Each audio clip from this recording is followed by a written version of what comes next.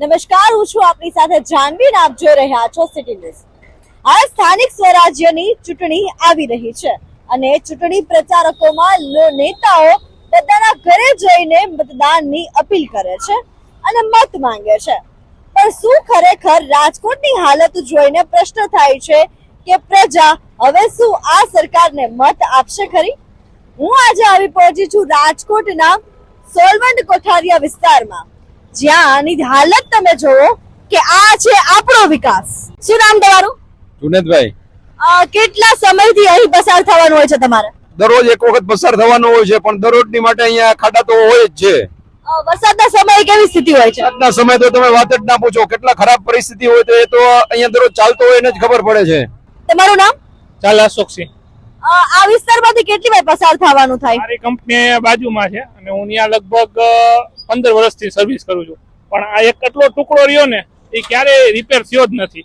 ત્યાંથી આ ટુકડાથી આ બાજુનો રોડ બની જાય, અહીંથી હાઈવે સુધીનો બની જાય। હવે અહીંયા ઘણી વખત આ લોકો જે રીધી સીધી સોસાયટી વાળા છે તેઓ પણ બહુ જ આંદોલન ને આન તેન બધું ઘણી વખત કર્યું છે, પણ ક્યારેય સોલ્વ થયો જ નથી આનો। વરસાદના સમયમાં જયારે નોકરી ઉપર જવું હોય ત્યારે અહીંયા પાણી કેવા ભરાય છે ખાડામાં? પાણી તો બહુ જાજા અહીંયા સુધી આ પગ આપણો અડધો સુધીના પાણી હોય છે અને માણસો પડે છે બહુ વરસાદમાં, ચોમાસામાં। ક્યારેય રજૂઆત કરી છે અહીંયાથી જે લોકો નીકળે છે ત્યારે? ટ્રાફિક પોલીસ આગળ ઉભા હોય છે ત્યારે ટ્રાફિક પોલીસને આ ખાડાઓ દેખાય છે ખરી? એ તો અહીંયા પૈસા ઉઘરાવવા માટે હોય છે, અહીંયા હોય છે અને આ બાજુ કોર્નરમાં હોય છે।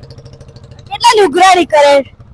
ઉઘરાણી મીન્સ કેટલાની ઉઘરાણી? જેમ કે દંડ કેટલાનો ફટકારવામાં આવે છે? દંડ તો ડિપેન્ડ ઓફ માણસ કેવો છે દેવા વાળો, એ તો 100 રૂપિયાથી લઈને 500 રૂપિયા સુધી। હાલ અહીંયા જે સ્થાનિકો છે એ કહી રહ્યા છે કે જેમની અહીંથી ડેલી અને પસાર થવું હોય છે અને જ્યારે વરસાદ હોય ત્યારે ગોઠણ સુધીના પાણી ભરાય છે। આવો રાજકોટનો વિકાસ છે અને આવી કફોડી સ્થિતિ છે। શું કહેશો, કેટલા વિસ્તારથી અહીંયા છો? અહીંયા લગભગ 6 વર્ષથી છું।